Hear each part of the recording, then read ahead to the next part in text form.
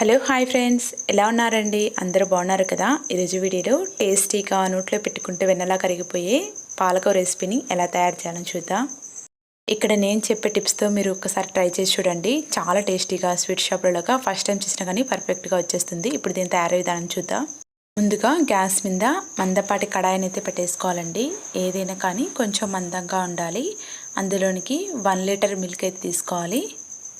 ఈ పాలకూర రెసిపీని తయారు చేయడానికి పాలైతే ఎక్కువ క్రీమీగా ఉండాలండి. చాలా టేస్టీగా వస్తుంది పాలకూర రెసిపీ అయితే. ఇలా పాలైతే ఒకసారి పొంగొచ్చేసిన తర్వాత మనకి అట్టులాగా మీగడ అనేది కడుతుంది కదా, దానిని ఇలా వీడియోలో చూపించిన విధంగా మనం మిక్స్ చేసుకుంటూ ఆ మీగడను ఈ పాలల్లో మిక్స్ చేసుకుంటూ కలుపుకుంటూ ఉండాలి. మంటని హై ఫ్లేమ్లో పెట్టేసుకుని కలుపుతూ ఉండాలండి. ఇలా మనం మంటని హై ఫ్లేమ్లో పెట్టేసి కలుపుతూ ఉన్నామంటే ఇలా మనకి ఆఫ్గా అయిపోతాయి మిల్క్ అయితే. మనం మంటని లో టు మీడియంలో పెట్టుకుంటూ మిక్స్ చేసుకుంటూ కంటిన్యూగా మిక్స్ చేస్తూ ఉన్నామంటే మనకి పాలు అనేది ఈ విధంగా కలర్ చేంజ్ అవుతాయి. అలాగే మనకి పాలు కూడా చాలా తిక్కుగా అయిన స్టేజ్లో ఈ స్టేజ్లో మనం కొంచెం షుగర్ని అయితే యాడ్ చేసుకోవాలండి. ఇక్కడ నేను 1/2 కప్పు షుగర్ అయితే యాడ్ చేసేసుకొని మిక్స్ చేసుకుంటున్నాను.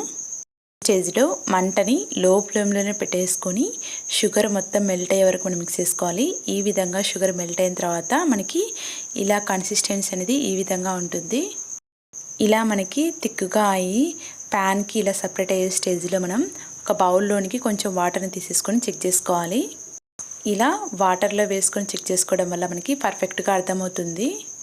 మనం వాటర్లో వేసాం కదా, ఇలా మనకి ముద్దలా అవుతున్న స్టేజ్లో మనం గ్యాస్ ఆఫ్ చేసుకుంటే సరిపోతుందండి. అలానే మనం గ్యాస్ మీద పెట్టేసుకొని మిక్స్ చేసుకున్నామంటే ఇది పొడి పొడిగా అయిపోతుంది మనకి. ఈ స్టేజ్లో ఒకసారి మొత్తం మిక్స్ చేసేసుకొని గ్యాస్ ఆఫ్ చేసేసుకోవాలి. దీనిని గ్యాస్ మీద దింపేసిన తర్వాత కంటిన్యూగా మనం మిక్స్ చేస్తూ ఉంటే పాలకోవా అనేది స్మూత్గా అలాగే దగ్గరగా అవుతుందండి పాలకోవ మొత్తము.